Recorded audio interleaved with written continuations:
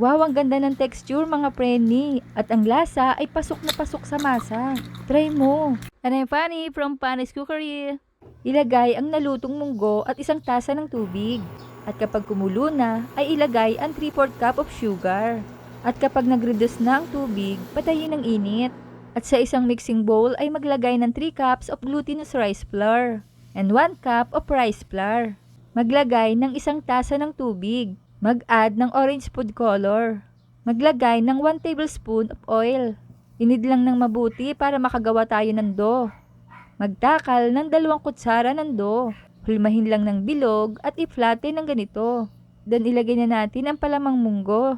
I-close lang ng ganito. Gagamit tayo ng sesame seeds. Then i-coat na ito sa dough. Ilagay ang mga butchi. Baligtarin para maluto naman ang kabilang side. Ayan, at luto na ito, hanguin na.